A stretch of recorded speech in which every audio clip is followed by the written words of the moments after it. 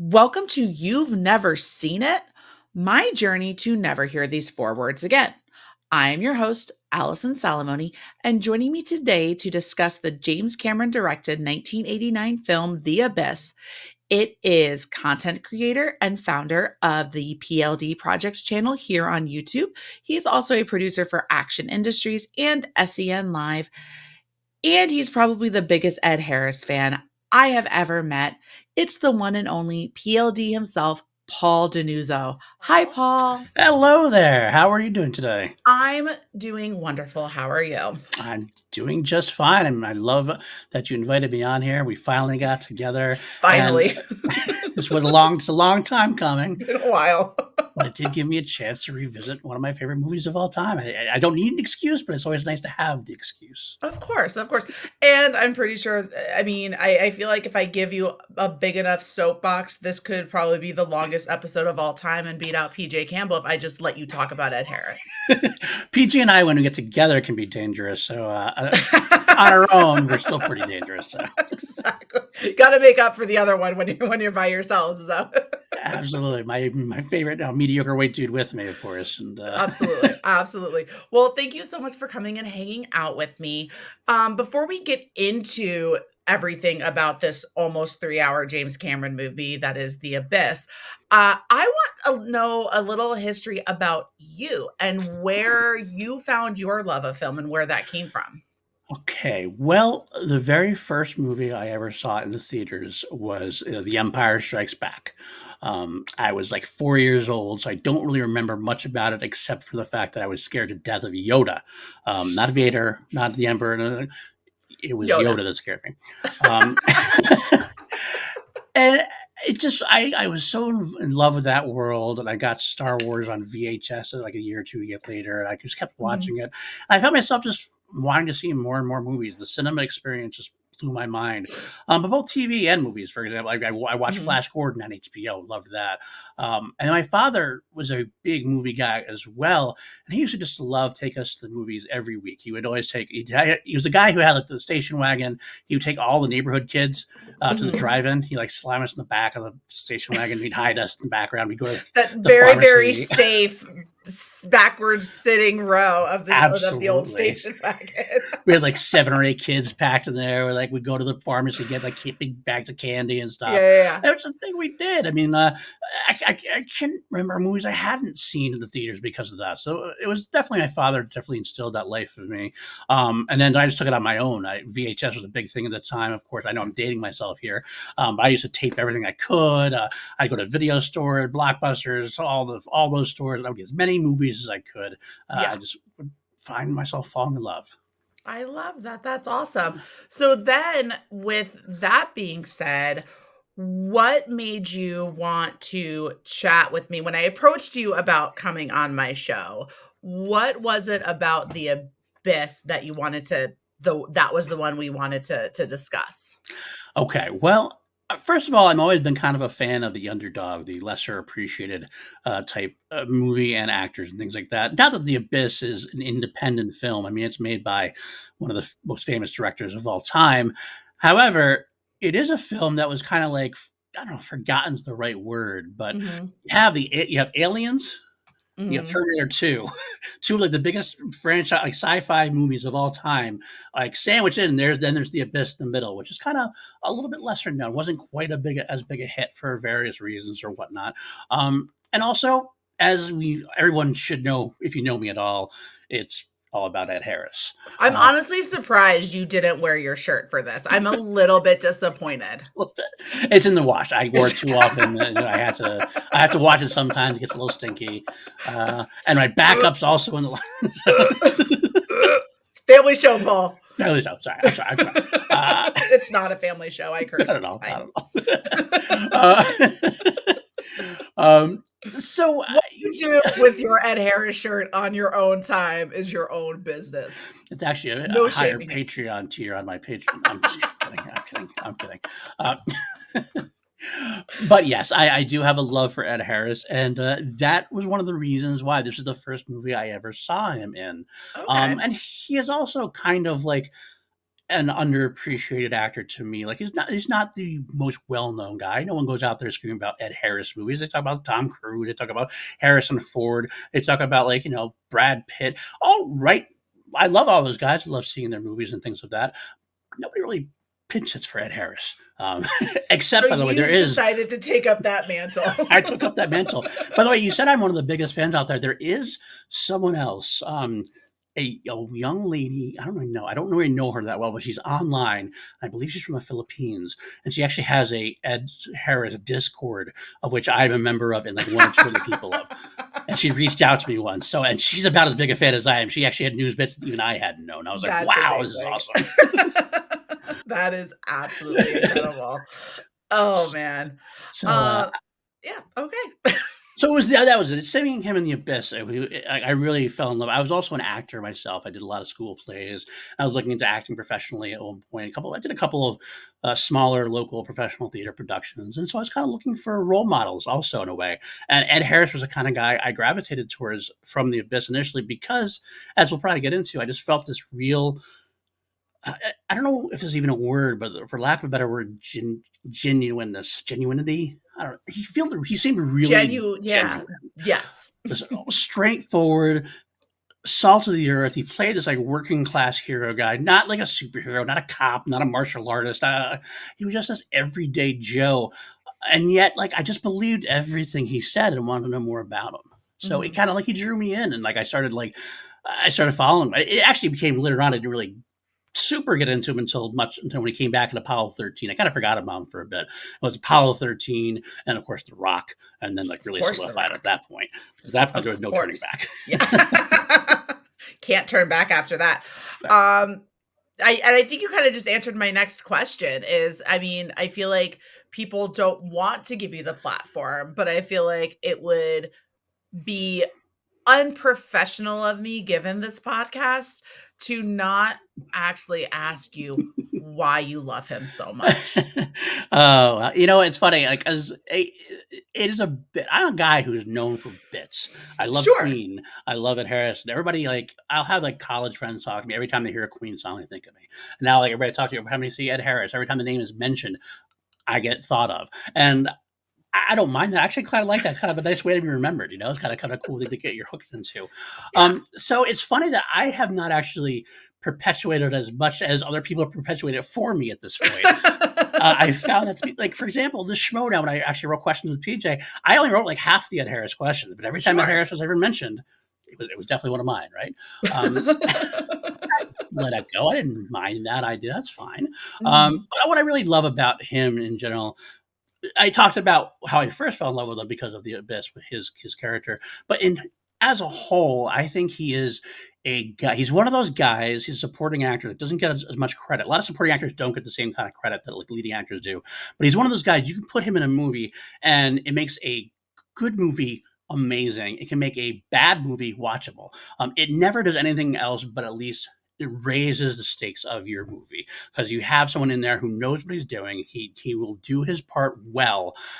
He never phones it in. I don't think in all the films I've ever seen him in, I can't say he's ever really phoned it in once. Mhm. I've seen him in some shit productions. I'm not gonna lie. There's some shit movies I've seen, and I'll get into that at some point. I'm sure. Maybe I might have to do that. The Harrisons, which is going to come out on PLD Project at some point. There are some shit movies that I admit that Ed Harris has been in, but even in those, he's really committing to the role and committing to what he needs to do. So I guess that's something to be admired to me. I've never really seen an actor to me who really has always given his 110% every time out. I'm sure Mhm. there are, but this is the one I hooked onto. That's awesome. I love that. So, diving into the abyss. So, Mhm. little background for everybody. Paul and I were supposed to record this episode back when I first started this podcast. When we were audio only, I rushed to watch it because it was on Stars with like the Hulu whatever that I subscription that I pay for. So I was like, "Paul, let's talk about it." And then I went to Universal with a bunch of friends and rode the stupid Velocicoaster, and I texted Paul. I said, "I'm not going to have a voice tomorrow. Just FYI, we probably shouldn't record." And I sure did not. And then it just snowballed from there, which is awesome because you can't find The Abyss anywhere anymore to rewatch and That figure it out. still shocks me to this day. Here we are. We have James Cameron, one of the biggest directors in the history of film, Mhm. and we have a film of his that was, whether or not it's his one of his biggest hits, it was during his prime of his career. At that worst, it's a mid-level film. It's not like a forgettable film.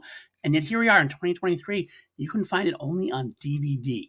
And Yeah. that's just blows my mind. I mean, we are getting a release soon, finally, hopefully. I'm not going to count on it until I actually see it in my hands, right? It's But just like, but hey, they kept talking about Avatar too, and we finally got it, right? God, those So damn Avatar movies. That's one of the reasons why we haven't gotten the Abyss or True Lies, because he yeah. kind of put those to the back burner so we could do those Avatar movies. Hmm. James, get back to your real water movie, your first water movie Right? first. Thank you. We're gonna get into hot takes later because I feel like I have a bunch of them. I do.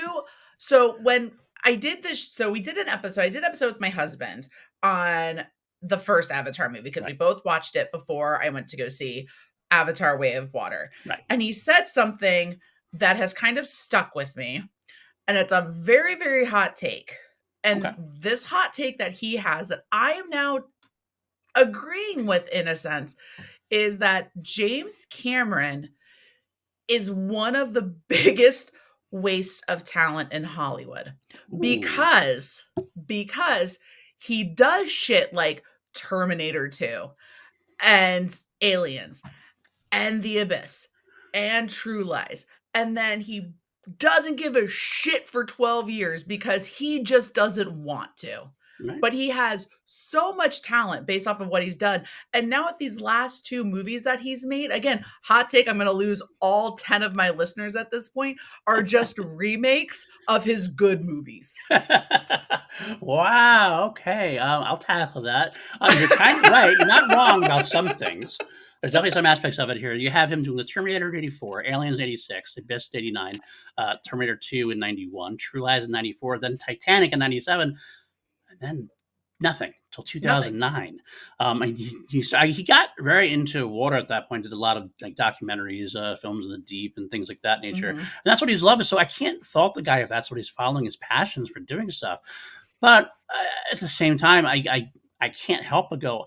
I want more from you. I want your run of like great movies. I mean, he's never had a movie that hasn't been extremely successful one way or another. And like Avatar or not, some people do, some people don't. I like them quite a bit. They're on the bottom end of my James Cameron specter, but they're still very well made. They're still beautiful to look at. He still knows what he's doing, that's for Hmm. sure. And I agree, though. I do wish I wouldn't mind that we got Avatar as long as we. I don't want to have 5 Avatars. I want to see Right. him like let's go. I Let's sing don't want off. I'm literally waiting for him to remake True Lies in Avatar 5. Like I like I don't like what else are you going to do? Cuz literally and because when you do think about it, he has I think in one of the articles I read, he has made upwards of like he's billions of dollars, right? Like 600 and something billion Yeah, dollars for all of his movies makes combined. sense. When you look at it, technically this movie, specifically The Abyss, is kind of considered the flop of Yeah, his career when you look at like its returns gross wise. yeah. 45 billion for a budget makes Million, only 45 million. 45 million, sorry, 45 million for a budget and then only returns 90 million Yeah, worldwide. yeah. But I feel like if you actually did a re-release of this in 4K in theaters, people would go. I do think so too. I think its time has been fun. Time has been a good to it. A lot of people I talk to about it now have fond memories of it. They like it a lot at this point. And I think maybe because of the Avatar thing, it might actually inspire people to go, well, let's see the other water movie he made first or whatever, at least Right. get some more out of him. I mean, personally, I think maybe the Abyss is in the Avatar universe. And when they go to Earth in Avatar 4, we're going to see Ed Harris as Virgil Bud Rigman. Um, that's my hope. That's my That's hope. your I love that idea. That idea I can sign on with. So this is the is I don't know, I couldn't find it in writing anywhere, but I'm assuming this is the first movie of his use of a giant like water tank. Yes, I believe that's Yeah. true. I don't think anything. I mean, I don't know. I don't know much about the history of Piranha 2, The Spawning, his first film. I don't believe he would have had the budget to do anything. His budget was about $145,000 on Right. that, so I don't think you're going to get much of Yeah. a big tank. So yeah, I believe this is his first time on that. Yes. Yeah. I mean, you could I think I don't know if maybe it's just me, but, like, I would consider this one kind of like that blank check movie, right? Like, because he did like Hmm. you said, he did Terminator and then Aliens, Aliens. Yep. and then so he's now had these 2 ginormous hits, so the studios are gonna be like, "Yo, go do whatever you want." So, Right. of course, he does the passion project of the story he came up with when he was 17 and goes all in. I found out again because if it's on the internet, it's true Right. that the tank that he made for this movie was a old like reactor containment vessel at like an Yep. old like radio like whatever nuclear facility in South Carolina. Yes, It indeed. it held 7.5 million gallons of water and would take 5 days to fill up. That's unbelievable, but absolutely true. And it makes that's what James Cameron does, though. That's why his movies are so good. He commits to things But I 110%. want him to get a new trope. Like, I would That's true. love for I'm not trying to be mean. I No, I think get that it. what he's extremely talented. He's Absolutely. extremely talented. I'm really glad when I look back on it that I watched The Abyss before I ever watched Avatar. Right. Oh, But that's then yeah. it just took me into Avatar: Way of Water and how that movie went out, and without spoilers, I'm like, "Oh, I just rewatched The Abyss and Titanic. This is I great." wish the Abyss had actually. Yeah, I wish because the Abyss had some effects that were groundbreaking at the time, of course, as Yeah. well. Like led into Terminator 2 with the liquid metal Mhm. thing.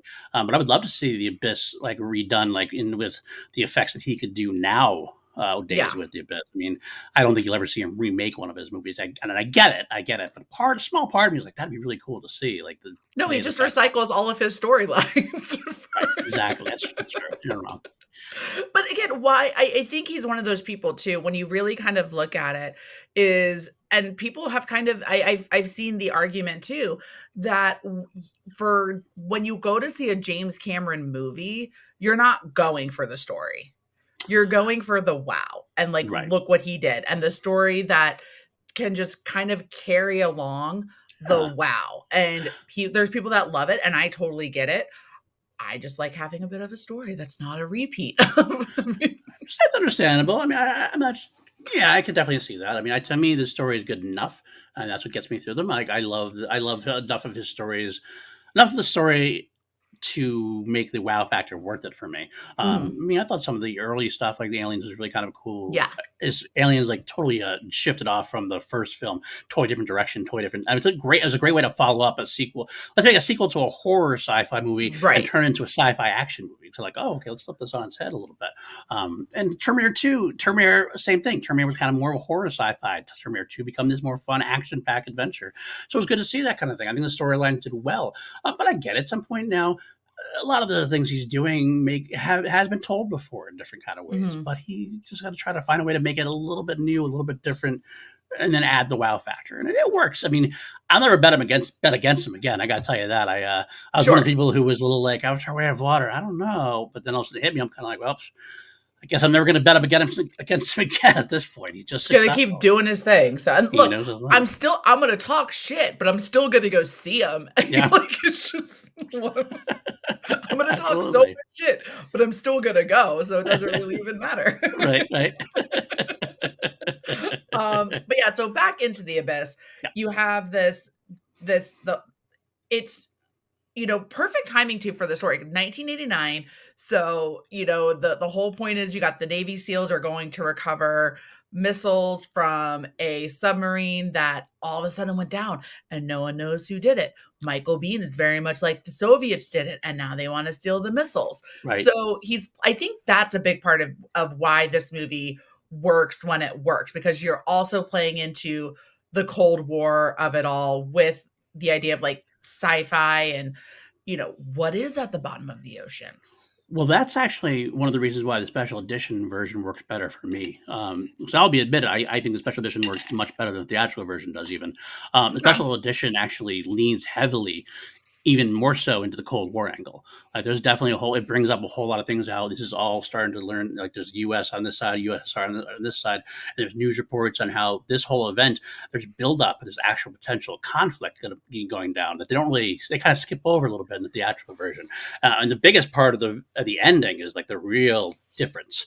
Like in Mm-hmm. the theatrical ending, we see Ed Harris, of course, meets the alien. The aliens bring him back up after saying, "Oh, we saw you love your wife. It's great." But in the special edition, in the original, the way that James Cameron actually wanted it seen is that the aliens showcase him. It's almost like the Fifth Element. They Yeah. show Ed Harris all these like war footage and all this stuff like it's going down. Like this is why we have to start doing something. And they raise these like tidal waves of like thousands of feet in the air. They threaten to like destroy like the almost the planet. Like all this, the coastlines are about to be killed. And then they stop them. They say, "We're going to give you another chance. Stop fucking up. Like stop messing Gotcha. around. Like put your stuff away and everything else." And then they say that they don't do it because they see Ed Harris as like Ed Harris is tapping to his wife and he Mm-hmm. loves her and they see the good in them as well. So it's kind of one of those like, we're going to warn you, but so it works out much better than just the usual. Oh yeah, we say you, we're going to raise you up. No, Okay. but it's definitely more of that is part of the raised angle of the Cold War bit, which is a great backdrop for it. It's exactly what Mm-hmm. James Cameron really wants to talk about. It's part of what he does in Avatar now. It's all about Right. these human conflicts and how we have to start avoiding them, or else things are going to go south. Right. Yeah, for sure. Um, so released in 89, nominated for 4 Oscars Mhm. in 1990. Only one for best visual effects, obviously. Makes sense. Yeah. But was nominated as well for best art direction, best cinematography, and best sound. Yeah, I don't know what won best cinematography in '89, but I did like. I We think can that's Google probably it. them. We should. 1990 Oscars, because this is now the new trope on You've Never Seen It, is we ask questions about who won what, and I should always just have it pulled up, and I never do. Let's see here. So we're looking for best Cinematography. cinematography. Let's scroll down, scroll down, scroll down. Uh, best sound effects. Best sound. Looks like Oh, Glory won for best Glory. sound. That was best cinematography went to Glory. That's the one with Matthew Broderick Denzel and Denzel Washington, Washington, the right? Civil War epic. Yeah, that's a fitting one as well. I still think might give it to the Abyss, but I'm also a little bit biased, so I get it. Um, all right, Let's fine. see. Best art direction, because I think that was the other one, went to Batman. Ooh, Okay. I can see I'll take that. it. Yeah, I can see that as well. Um and then that's all it was nominated for. Best pictures for that year, because it wasn't nominated for best picture, It was but I not want to see what was. right. Best picture, it was My Left Foot, Field of Dreams, Dead Poets Society, Born on the 4th of July, and Driving Miss Daisy. That was your Driving Miss Daisy one. Right, and I don't think that was. That's another story. It's a fine movie. I'm not exactly think it's a Best Picture winner though, but that's me. That's just me. So, oh, that was the year Daniel. This was also the year that Daniel Day Lewis won for My Left Foot. Right. No, My Left Foot was something I would consider a Best Picture winner. I would actually consider almost all those movies except for Driving Miss Daisy would be good Best Picture winners. Okay. But that's all right. Another, I don't know if it's a hot take or just a wild take, but Daniel Day Lewis made me think of it, and I wrote this down. I never, so just like with Daniel Day Lewis, I never know what Michael Bean actually looks like without a mustache. So like if you like put him or put Daniel Day Lewis in a lineup with like their normal faces, I would not be able to tell you which one it is. Wow, interesting. Oh, I that's don't under I don't that's know very why. interesting. Just like That's interesting to I me. don't think I actually know what Michael Bean actually looks like as a person. I think that might be an age thing for me because for me, like he was in the Terminator and Aliens both, so I can know him very clearly what he does. But I Yeah. can see maybe he's older. You can see maybe he's I older. told Frank that before I came in here to record it. He was like, "What are you talking I about?" don't get it. I'm trying to be nice here. I don't really get it, but okay. I don't know. I literally do not think that if you I think like even if Frank even goes, he's like, "You have a movie poster for The Rock that I bought you. Like you've seen The Rock. You know he's in it." And I said, "Yes." But the first time I watched it, I knew he was in it. I missed when he was introduced, so I didn't know which character he was because he didn't have a mustache. That's pretty I don't funny. watch it again. I look, it's a good thing that sometimes I'm sort of pretty. It's all I have going for me. Uh, Wow. You are very pretty. You do have some interesting ideas, though, I will say. I'm hilarious, and it's what it's just it's anyway. So I just think it's funny that Daniel Day Lewis, because I literally all I can think of with Daniel Day Lewis is his mustaches and like There Will Be Blood, Right. Of and course. Billy when he's Billy the Butcher Of in course. Gangs of New York, Of course. and his giant beard in Lincoln. Like I only know him with facial hair, and I've That's seen the fair. Phantom Thread, but it was boring, so I don't remember what he looked like in That's a good point. I actually did not. I fell asleep during that movie, and I never went back to finish it. I got to be honest with you. it. I fall asleep in a lot of Paul Thomas Anderson movies and don't go back and finish them. They are definitely an acquired taste. I do like a lot of them, but they're you have to actually take you have to work at it to get through them I sometimes. They're don't not know. easy views. You're not sit back and watch, and you got to really engage with it to kind of follow through You with it. Sometimes you just can't. I don't want to. You know what you don't have to work hard for though to understand? The Abyss. That's How very about true. that segue? That was a That really was good pretty one. nice. I like. That was I a good one, just right? That was a good one, right? go back to the Um, abyss. so this again, also because it's on the internet, it has to be true. 75% of this movie and the filming of this movie was done underwater. Yes, that's true. Wild. That's amazing. I mean, Wild. it's just James Cameron he has his little fetishes at this point. And that's what one of them is. It's underwater stuff. Everything he wants to do everything underwater. I don't know Yeah. what else, but we won't go to that anything further than that. But Just like what you do with your Ed Harris shirt on your own time is what James Cameron can do exactly, underwater in exactly. his own time. Well, Uh, maybe he's even filming that. Maybe that's something that just hadn't come out. That's he's too busy filming other things that are going on underneath the water. maybe. I don't know how true this, but did you ever hear the story that James Cameron like was underwater filming his like Titanic documentary, and then when he came up, that's when he learned that like 9/11 had happened. Like he like had no idea because of what he was doing with that documentary. I did hear that. I did hear that as well. I don't know how true it is as well, but it's kind of an interesting story. And it would make sense to me because James Cameron was always working at that, especially at that time. He was Mhm. just doing everything he could. So it made sense that he was working when it happened and didn't know until he came up. That makes a lot of sense to me. Makes for a good anecdote as well. But yeah, I believe it. I would believe it. I mean, I'd just lie and say it was true if it was me. Yeah, absolutely. Okay, Yes, I cool. did. Cool. That's exactly what happened. You know what? We will never know because after if James Cameron ever listens to this, he would be like, "Fuck, Allison, I will never speak to her like he would ever with us peons down here."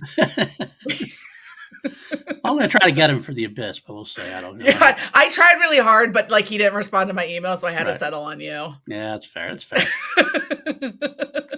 Hey, I would take James Cameron too. I True. get it. It's true. I tried Ed Harris. I literally tried everyone else.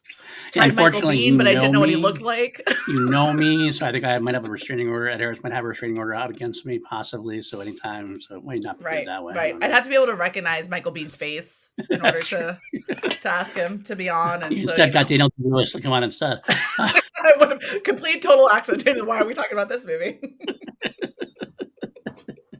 You mean you weren't in the bed? Oh You mean you shit! weren't in it? That wasn't you that had that epic death? Can we talk about how Michael Bean has really good epic death scenes Oh in like a yeah. ton of movies that he's in? He just like Sean Bean. If Sean Bean's in something, you know he's gonna die. Mm-hmm. Right? I feel like if Michael Bean shows up, but he doesn't die in Aliens, which was No, nice. no, doesn't die. It doesn't die. Yeah, he doesn't die in aliens at all. But his death scene in the abyss is actually particularly cool and gruesome. I think not gruesome is not the right It's word. It's not like that, but it's very cool looking though. and but like and then watching but and also watching his like slow decline with the paranoia from the Mm. what's the disorder called? The Pressure. pressure, yeah, the shakes as they call it, the Yeah, pressure. yeah.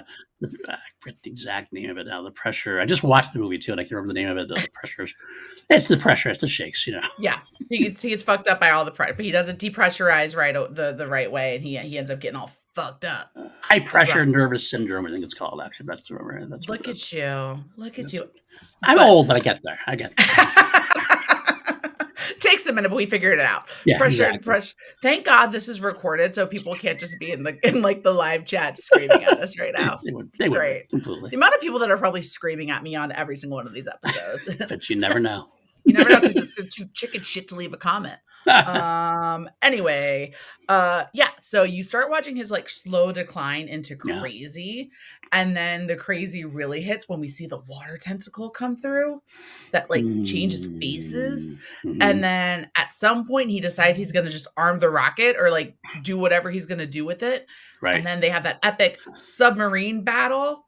And Yes. then he falls and you just watch it like I think that is and his face is so horrified as it's Oh, yeah. happening.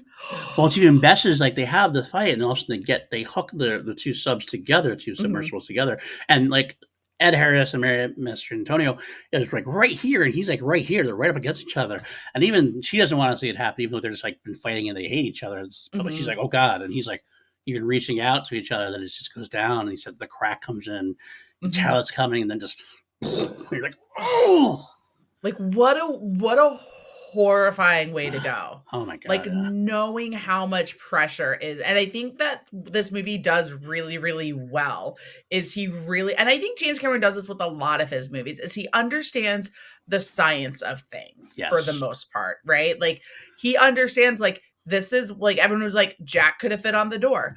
He could have fit, but they would both be dead, right, because if you remember watching, he tried to jump up on the door with her and it teetered and it went under. So like no, he couldn't have been on the door.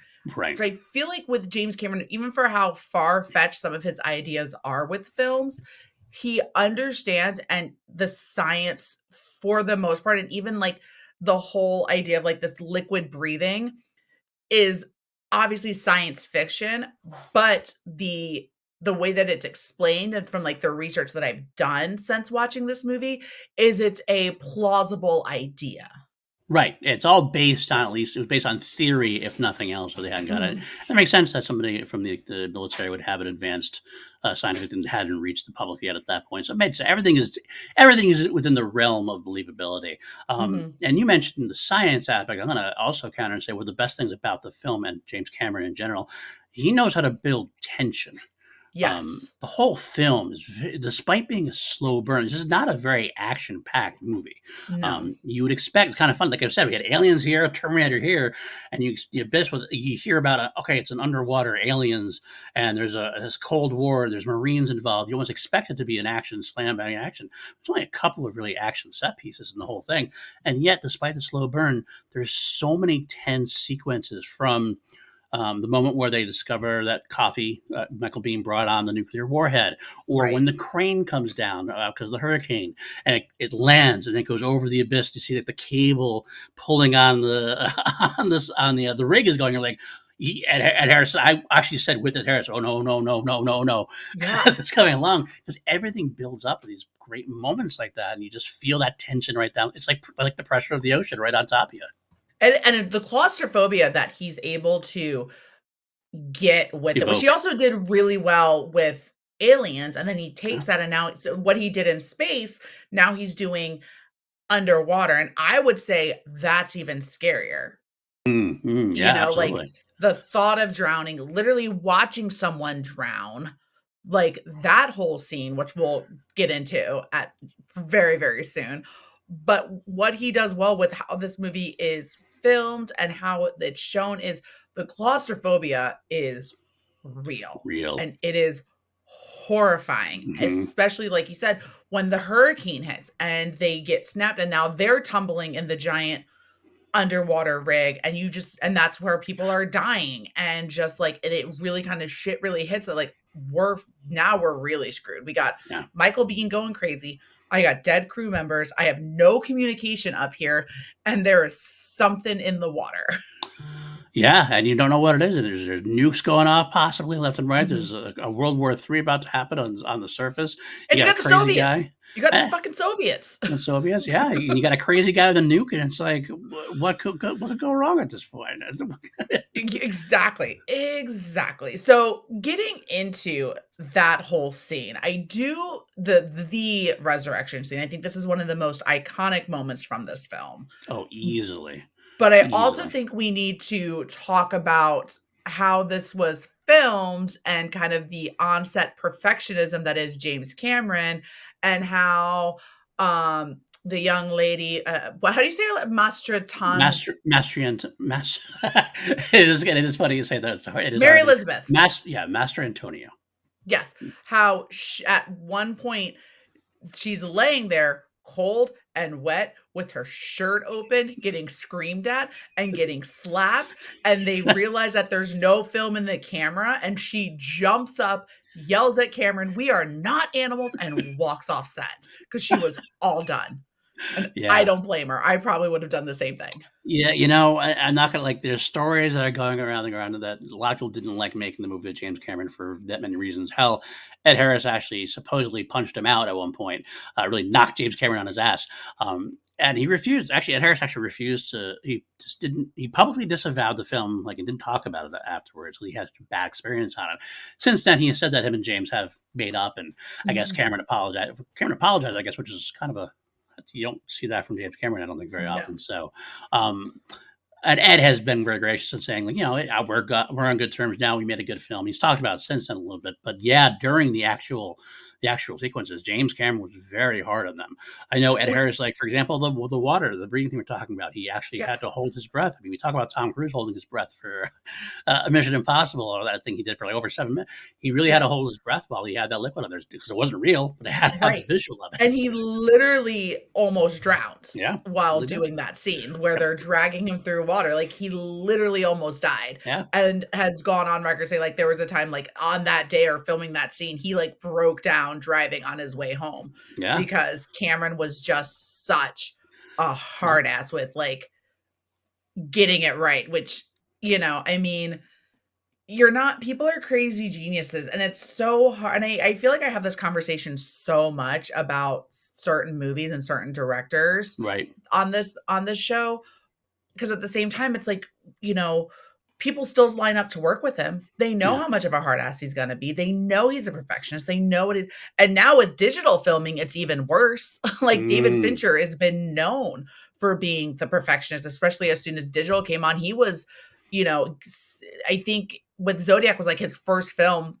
of using digital and he was pissing off Robert Downey Jr. and Jake Gyllenhaal and everyone left and right because he just kept going take after take after take mhm. because you could with digital. But you'll never find they will always get work because they're considered genius filmmakers, and people want to work with genius because the outcome is usually worth the effort, even if it doesn't seem so at the time. As time goes on, you kind of People forgive it. want You to look work with back, the highest grossing director of all time. right? Exactly, because it's going to help you. Not only are you going to be involved in something possibly special, it also helps your career out as well. Because people you've worked with someone like that, you can get through that. You can work with anybody, Right. And no matter what, it's still going to make money. Again, right? The Abyss technically is flop, but I'm pretty sure there's a lot of directors and actors and actresses and on set people out there that would say a 90 million profit, not really a flop. Yeah, yeah. When you look at It's a flop because of James Cameron. I mean, it's wild.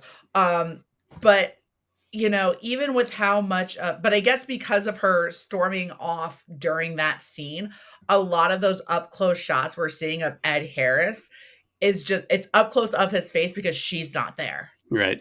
And they kept making him redo it, and he had to keep saying like Yeah. looking because she almost refused to come back to set. I remember that, and also that which is actually funny too. If you watch the film closely, they actually reuse some footage at one point as well. There's a sequence where he goes to shock her again. They take the breather squeezy thing, Uh-huh. and they aren't using that at this point because this is like one of the last times he's supposedly doing it. And he goes shock her again, and she clears it, and they go back, and it's the same shot they just did like a minute and a half ago. Because she's gone at that point. So they had like reused footage of Yeah. like I noticed it, and I'm like, I didn't care. I didn't bother me because I was so invested in the scene, and that even makes it even more impressive to me because this right there, when they talk about Ed Harris, this is like the scene that made me fall in love with his acting. I thought there was such a phenomenally intense. I mean, Ed Harris is known for being intense.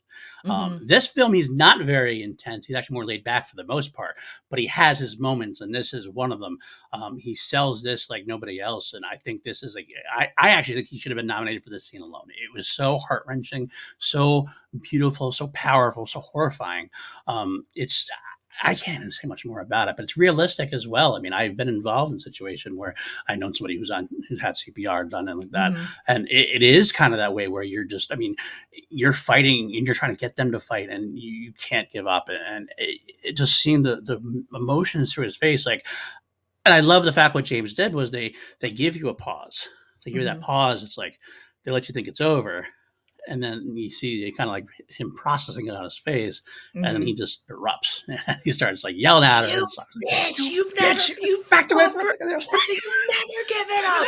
Like, the way that he yells, you that would've woken me up. It's like, "What, motherfucker? Right? What'd you say? Exactly. Call me bitch one more time." Exactly. And the part of it is it's earned it by that point too. Because one of my favorite things about this entire movie is their relationship. They Yeah. have a real Han Solo, Princess Leia like vibe at the beginning. Mhm. Like Princess Leia, she's like, I mean, Lindsay is kind of like this. She's the hierarchy. She built the rig. She's in control. And Harris is that, earthy, like just blue collar man. He's kind of annoying her. He doesn't like they don't get along. They've actually obviously haven't got along for a little while, but they Yeah, still have some kind of feelings towards each other. of Um, course. and they just can't really get through a lot of it together. And this, of course, forces them back together. But it's so it earns that by the time you get there because they start off one way, they get there. I mean, yeah, I'll talk about some of my favorite moments in a little bit. But one of the things I'll actually bring it up now, it was the Yeah. ring sequence. She asks him about the ring, why he still wears it. He yells at her. At one point, then he goes, he throws it in the toilet, Yeah. leaves, goes back, put his hand in, gets all blue in his hand from the thing, puts the ring back on. And yet, what Mhm. happens? Like 15 minutes later, that ring saves him. Right. Puts his hand in the door closes, and the ring saves him from dying. It's just like it's an analogy for the whole movie, really. Honestly, it's their Mhm. relationship is the heart of the movie. By the end, they've come back together, and it's a beautiful Yeah. thing. It really is. I think that right before the whole resurrection scene where she's, like, telling, like, "Here's what we're going to do," and he's like, "No, I'm not gonna we can't do we're not gonna that's not" and she's just like, "If anyone can bring me back, it's you. Like, Right, you can." And so, she's so and then watching her fear, right? Because right, she sells that scene just as much as he does, where yeah, she's like, once the realization hits her, and then she's grabbing and she's like, I don't want to do this anymore. Like, I don't want to die. Like, I don't want it. And she's like grabbing and reaching, and then she's out. Like, that whole like, I count that whole entire sequence like put together 100%. because it is the most, I mean, probably some of the best acting Oh I've yeah. ever watched for sure. What I love about that too is it really reinforces the whole thing where he's not a superhero because she's like they're trying to figure out what to do. Where he's like, I only had a goddamn crescent wrench. He starts Hmm. going through, and he gets to this point where he even says to her, "He's like, look, you're the smart one. Figure something Yeah, out. You can figure this out. Help me out. I can't do this. You're the smart one." yeah, And it's so heartbreaking. He's like, no, let's think logically. Like, you're the better swimmer than I am. You can drag me. And he's like, I don't care, but they get him to do it. And then it's even more heart wrenching and more true to life at that point because even after they decide it, she doesn't get all heroic. It's not like she gets all stoic and heroic about it. She's like, right. I'm gonna do it. At the point she's like, oh God, we shouldn't do this. I'm scared. I'm scared. And Yeah. it happens. You're just like, When she starts yelling, when she starts making the comments about being scared, I'm like, yeah, that's "Oh my god!" Because then it's hitting her. What if he can't bring me back? What if, right, like, this is it? Like, right, I couldn't even imagine. Like, I honestly think, like, drowning is one of my biggest fears of, like, like, that's same, not how I wanna go. same. Like, I wanna go where I don't even know what's happening. I want it quick. I want it done. Personally, I don't wanna go right now. I'm pretty happy with how life is, Yeah, but if I had to, that is not how I want. That is number 1 way I do not want to die. I don't think that's true for a lot of people, and I think that's why it's kind of effective. Yeah. I think the whole thing is, oh, it's gut-wrenching to think about. Oh, it makes me so sad. Anyway, Yeah, moving on. yeah. So since we're talking about this scene, I think that we need to go into what your in any order, your top 3 moments from this movie. Okay, well, we already just talked about it. The resurrection scene Mhm. is one of my favorite scenes in the history of all the films entirely. Yeah. That's beyond above and beyond my favorite scene. One of my other favorite sequences I'll talk about then. There's a couple of them. First off, there's the again, it's an action sequence a little bit. This is younger PLD here. The scene where they're locked into the room and Coffee goes to get the submersible to bring down the rig to the bottom. And Ed and as Bud and Cat swim underneath, and they get up, and then they have to swim again to the moon bay, as they say. Mm-hmm. I have a swimming pool at my parents' house, and I used to replay the scene all the time. I would go down to the bottom, and I'd try to practice like coming up and out of the water silently so that Michael Bean doesn't hear me. So, and I loved watching this whole sequence outward. And here it is again. Another reason why I love the film so much is that in any other movie, like Ed Harris becomes the superhero, he's a foreman, but Mm-hmm. he's not a superhero. Like he's not going to go grab the gun and knock Coffee out and knock him out. Like even like they're in the background, like, oh, don't do. He's a trained killer. He's not going. I mean, he's Right. lucky he survives the fight long enough for Cat to get there and lay the hammer down, as it were. Um, Right. so I love the fact that he doesn't win that fight. A lot of times it's like, as a macho male, you want your hero to win the day, but it works better that he doesn't win the day to me. Right. That's why I He's love an every he's an average Joe. He's a driller, right?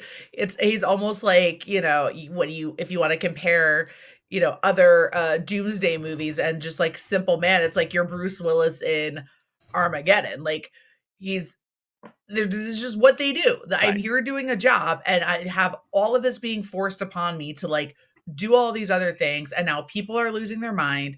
How can I help? What can I do? right, And you're not going to beat a Navy SEAL right. on your own. Like you're just not. Absolutely. Um, yeah, I guess one of the other ones I will touch base on. It's a small moment. It's a small moment in character work, but it really works for me. There's a sequence where it's like midway through the movie, Mary Elizabeth Mastrantano walks into the room. Bud is sleeping and he's Mhm. snoring, and she just goes, "Virgil, turn on your side, dead asleep." And he turns to the side. And it's just like, that's a married couple right there. That's That's a a couple married couple. right That there. is. And the amount, even though they're divorcing and they haven't spent like time together or whatever, just on Mhm. trip, it was just, it enveloped the whole sequence for me. I loved the whole Yeah. beginning of it. Oh, that was one of my favorite moments as well. Uh, and I'll throw another, since that was a short one, I'll throw another short one on there. It was towards the beginning of the film. It's Bud and Lindsay's first interaction. Lindsay starts Mhm. talking and Bud starts like snapping back. They start having this little fisticuffs on air, verbal fisticuffs, as you were. And it's like, all right, bye bye. And she starts yelling, "You're a Mhm. wiener. You always fight, blah, blah, blah, blah." And this is when you don't even know who she is. You're kind of like, Right. who are these people? It's, God, I hate that bitch. And Yeah. and then Hippie just turns and goes, "Yeah, probably shouldn't have married her then, huh?" Yeah. And then you're like, this makes sense now. And it all it's like It makes it's a sense. great way of like one line of dialogue goes, okay, now I get where we are. I know who these people are Yeah. at this Now I point. get this relationship. Right. Speaking of divorces, apparently during pre-production of this movie, because he wrote it and was producing all this with his now ex-wife Gail Ann Hurd, Yes. was who was Yes. producer on the film, and in pre-production they divorced. Yes. So if that tells you what type of man James Cameron is to be married to while he's making a movie, there's a reason Yeah. why everyone was rooting for Catherine Bigelow for the Hurt Locker to win over Avatar. That's fair. And that's absolutely fair. I say that not even having seen The Hurt Locker, but even I'm now rooting. If I had known, I would have rooted for her too.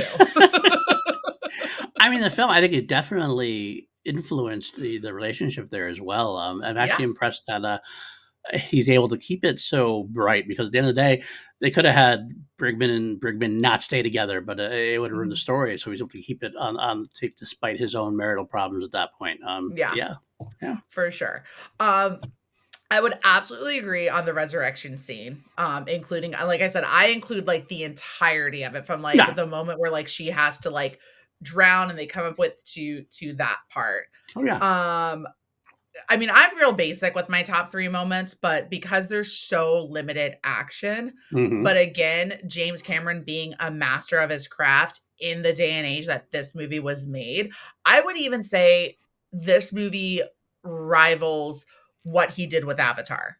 okay, oh, Given the year that it was made in and what was done. Yes, but it's not, Avatar's a lot of CGI, it's a lot, you know what I mean? Like it's a different aspect to right, it.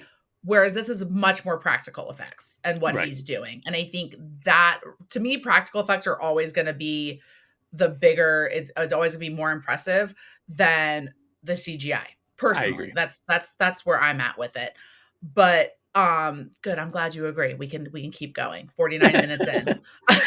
Actually, I'll say I like a good mixture, the best mixture. If you use Okay. practical, but I think there is room for CGI. I don't want to get into Of this whole course. like No, no, anti no. Of CGI course, of course. stuff. But I think that I would rather have a majority of practical effects than an entire CGI 3D movie of like Yes, a cartoon. agreed. So, anyway, with that, where I have to see it on the most expensive way possible. Right. Anyway, I digress. The so this practical effect of these submarines like fighting, Hmm. and then Michael Bean falling to his death, I think is Mm, just absolutely incredible. I yes. think it's done so well, which then of course leads into the resurrection scene because they're Hmm. all, Right. stuck. So that's another one. And then I think again, knowing how this movie and things he did in this movie ended up inspiring and moving over into Terminator 2, I think is super important. So that whole water tentacle scene Yeah. where this is like they're interacting with these aliens now. Like this thing that she saw is now coming in and interacting with them and they're trying to figure this out. And then you also have Michael Bean with his paranoia jumps up and as he closes the door and like it cuts it in half on the one side. So Right. that falls, but then he's watching it go back through the moon bay. And Yep. like, that's where this use of like this CGI is really fucking cool. Yeah. Yeah. Yeah. It's a brilliant sequence. And then being able to go and watch like Terminator 2 now and see how it's built from this thing with this water to this liquid metal and Robert Patrick and just the insanity of like now I have a sword as an arm using the exact same type of technology and ideas as this movie. Right. And that's where he did it well, where he reuses an idea in a great way. Absolutely. I get that. Yeah, absolutely. So but I'm going to lose so many listeners and watchers because of this, and it is okay. Someone else will Hey, like me.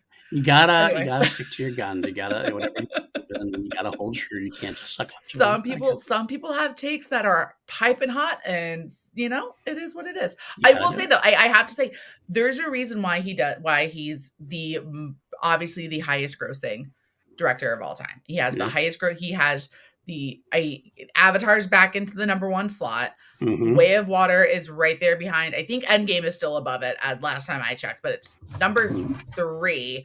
And then, of course, now Titanic is right behind it from its re-release for Valentine's Day. Absolutely, be right back. You can see Titanic back on top at that point. Yeah.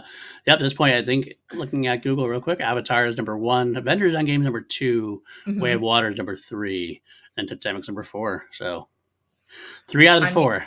Three out of four as a top grossing girl films of all who times. I'm sure he'll listen to your hot takes and he'll take his money out and dry away his tears. he'll wipe his tears with $1,000 bills Yeah, like they exactly. had in from Cliffhanger, the $1,000 bills from Cliffhanger. Exactly. Let me hold on to. Ah, ah. Allison hates me. No, I don't hate him. Look, Titanic came out at a perfect time in my life. Mhm. Like 12-year-old Allison, 13 maybe, I can't 99. So yeah, like 12, 13 years old. I was prime grade A audience Right. for Leo and Titanic. It was the look, I contributed to that being as high grossing as it is because I saw that shit 5 times in theaters. So I would do it. I would do you're welcome, James Cameron. I can say what I want now. it. There's the compliment. There you go. You've earned your way back in. I've earned my way back in. He's like, now you can have one of my $1,000 bills. No, Here you no. go. Pocket change. Pretty much, right? That's how we roll. Well, with all this, even before all that, I need to know, where does this movie rank? Because I've already, you said this is one of your top, this is your top Ed Harris performance, correct? Top Ed Harris performance, yes. Okay. Well, if Oh, I gotta be honest with you, sometimes this is the one that started it all for sure. okay. Definitively started it all. It's hard for me to ever say my favorite Ed Harris performance because they all kind of it kind of switches around sometimes. Depends on what Mhm. I'm watching, honestly. I watch The Abyss, it's The Abyss. I watch The Rock, it's The Rock. I mean, I Yeah. watch The Truman Show, it's The Truman Show. Pollock. I mean, there's a Mhm. bunch of them on there, but I mean, it's just definitely, I could definitely say it's in my top 5 of all time for sure. If you Uh, had to list, like, in no order, your top 3, like, your favorite 3 Ed Harris performances. Performances, not films. Okay, performances, not films. Well, I mean, you can't Because they're put To Kill a different. Mockingbird on there because you went to go see it in New York City. That doesn't That's true too. count. That's true. No, Uh, Ed Harris movies now. no, I mean, Now yeah, you okay. go. No, I'm saying top Ed Harris performances in the movie, or top Ed Harris movies. That's a different topic. Like I could like a Oh. movie better than I like the. You know Fucking what I mean? hate that you, like, have a movie podcast too, so you just break this shit down. I Like, just don't know what you're asking for. okay, I got what you know you're what? asking for. Both. Fine. We'll add another category in. Your top 3 performances and then your top 3 movies that have Ed Harris in them. Okay. I'll say in no order. The Abyss is definitely in there. One of my other ones, which is not considered a great movie, and actually some people might think he's over the top in the movie, but I loved him in a movie called Just Cause, where he Okay. plays a supporting role. It's kind of a Hannibal Lecter kind of role. He plays a convicted killer, and Sean Connery actually came out right around the same time as The Rock. So him and Sean Connery are working together again. Sean Connery has to interrogate him about a murder in that jurisdiction. They think it might be him, it might be this other guy, and he's telling him about these different things. Either way, he's really crazy and psychotic, and he's got a psychotic break, and he just looks insane, and he just delivers the most intense performance you'll ever see at times. He's got this weird like southern accent kind of thing, but it's a really phenomenal performance that I think gets overlooked quite a few times. I know some of my friends I've shown, they were like, wow, this is really kind of cool. Mhm. So that's in my top performances. I think I'll say that. And as cheap as it might be, I think it might be The Rock, because I love that shower room sequence so much. Mhm. It's one of my favorite ones. But I I also will not give that order. Stand down. we're up here, you're down there. You walked the wrong goddamn room, Commander. But I would also be remiss if I didn't say Pollock, because that was a passion project of his. Mhm. He developed that for 10 years, and he got to act and direct in it. Got Okay. Marcia Gay Harden got the Best Supporting Actress win for that. He got nominated for Best Actor for that, and he should have won. But that's neither here nor there. Who was he up against? What year was that? Let's look it Russell up. Crowe. Russell Crowe in Gladiator. Oh, I fuck. think Russell Crowe has had better performances that should have won. I like not that he was bad in Gladiator. I just don't think that was his best performance. I think he's better in A Beautiful Mind the next year. So you're saying that you were not entertained I was by that? I was entertained, but not as much as I was by Ed Harris's Pollock. I just love that. Really proud of myself for that one. Just thought it. That was pretty good. That's Little- pretty good. Okay. And now top Ed Harris movies. Movies. I would say The Truman Show Okay. is up there. I would say, I mean, I almost want to say Top Gun Maverick, but Ed Harris is so just in it for the first like 5 minutes, so it's really hard to call that. Now I know what you're getting at. It's just movies that have Ed Harris in it that you That's just like. It's a phenomenal movie, right? But Apollo 13, I think, is Okay. spectacular, and I'm gonna go with. I'm gonna go with The Rock. I think The Rock is the perfect action movie of the '90s. It's the perfect action movie. Perfect Michael Bay. It's Mhm. peak Michael Bay in some cases. It's probably my favorite Michael Bay. Oh, It's by definitely far. the best Michael Bay you're gonna get before he goes into all Mhm. 25 terrible Transformers movies that I God. haven't seen other than the first one, but just refuse to You're watch not- all the other ones. You're not missing much. I actually had to watch that many of them. I watched like the first 2, and then I Yeah. started giving up. Look, Yeah. when the guy who directed and produced all those even says, "Yeah, I probably did one too many," you know That says something. But The Rock, great action. Ed Harris is the greatest villain, because he's not even really a villain. He's almost like an anti-hero. He's almost like Right. he's an antagonist, but you actually can sympathize with him. It's not like a mustache twirling, I'm going to take over the world, I'm a bad guy kind of thing. He has It's the government fucked us all over and stole our money and like and doesn't give respect let's to the try to proper get it. death. Right. Yeah. He doesn't give respect to his fallen soldiers. He's Yeah. doing the honorable thing. He doesn't want to leave his men behind without like a military burial, helping the family out afterwards. And then he got the Mhm. cast that's in there. You got Cage, Connery, Harris, John C. McGinley, Tony Todd, Bokeem Woodbine, Danny Nucci, David Morris, John Spencer, all Xander Berkeley, Philip Baker Hall makes an appearance. All these people, Michael Biehn, we just mentioned, all these people are like it's just like a veritable who's who of supporting cast members at the Mhm. time, and it just makes for everywhere you turn is something exciting about what's going on. So And I that's love really that you're getting not quite unhinged Nicolas Cage, like, you're right. getting like, you have Con Air Nicolas I would say the best trilogy that you can watch for Nicolas Cage, if you wanna watch, like, a slow unhinging of him in I can't remember the order between Con Air and The Rock, but it's those 2, and then Face Off, and then Yeah, you it's right have on the time. full Puts you full right around. unhinged Cage, yeah, just I think those The Rock came 3, out first, then Con Air, then The Face Off. I yeah. believe it was that order. So you, So like, yeah. slowly watch his, like, insanity unfold in, like, the way that like, his unnecessary Southern accent in Con Air into It's very necessary. It's very is necessary. it? Very Is necessary. it? It would not be the same movie without it. It would not, that's for sure. So and then I have to ask at Okay. this point now that we've kinda discussed about it, but if you had, like, your where would this movie fall in, like, your top James Cameron flicks? Ooh, Cameron movies. Okay. Um, you know, it's hard to not for me not to put it number one because it's my. I mean, I got that bias of so like being my favorite and like it's got Ed Mhm, Harris in it and everything else. It's hard to put it over Terminator 2. I'm gonna be honest with you because mhm. Terminator 2 was such a perfect action movie. It's considered one of the most perfect action movies I of mean, all Linda time. Hamilton's fucking beast in that movie. Yeah, I mean, and the effects I have were a new awakening tremendous. every single time I see Linda Hamilton in that movie. I'm like, "Oh, maybe There you go. She could kick my ass, and I'd love it. In that movie, I'm not gonna lie. Um, every second." Thank you, ma'am. May I have another, yes, please? exactly. Cock me like that shotgun.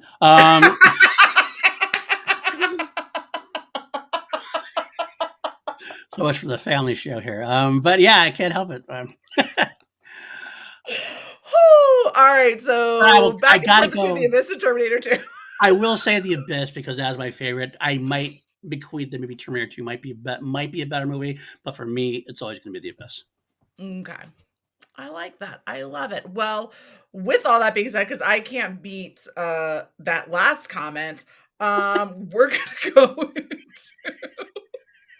letterbox, and I'm finally going to rank the abyss with its with however many with the out of 5 stars. Hmm. So I think for this one, honestly, because I think we're getting peak James Cameron. This is when he's really discovering a lot of like his what's going to make him the filmmaker that he becomes. It's what he takes. All this is what he takes with him into Avatar and Avatar: The Way of Water, and even kind of Titanic, because he brings the water tank to Titanic. Right? So with all that being said, and of course the great Ed Harris performance is I will give The Abyss 4 stars.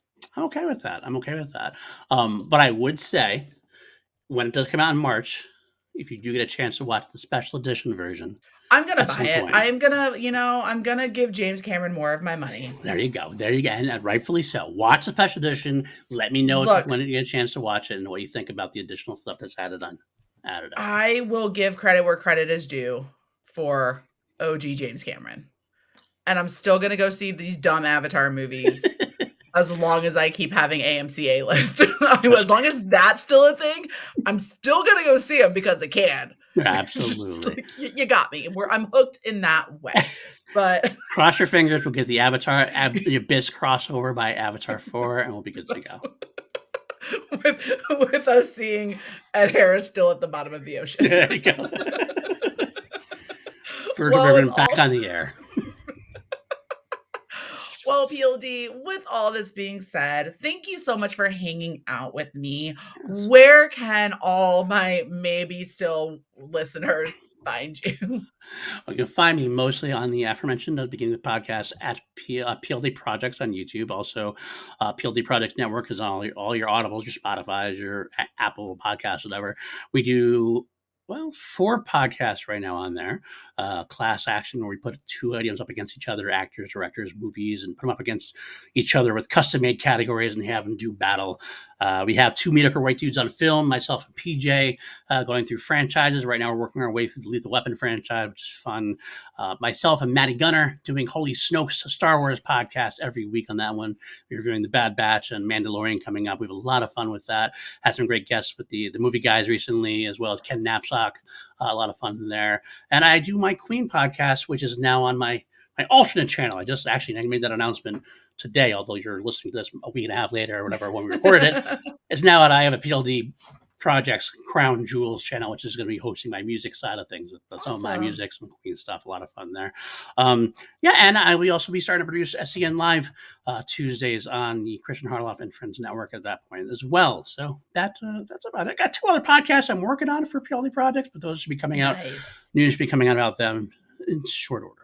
And every now and then producing on Action Industries when those gentlemen are around. Which they just are never around together. That's part of the problem. But yeah, when they're there, I usually help them out and do stuff there as well. So there we go. I think for an upcoming Class Action, we need to have an Abyss versus The Rock. That would be a good one. That would be if you might miss one. We actually had Avatar versus Avatar 2.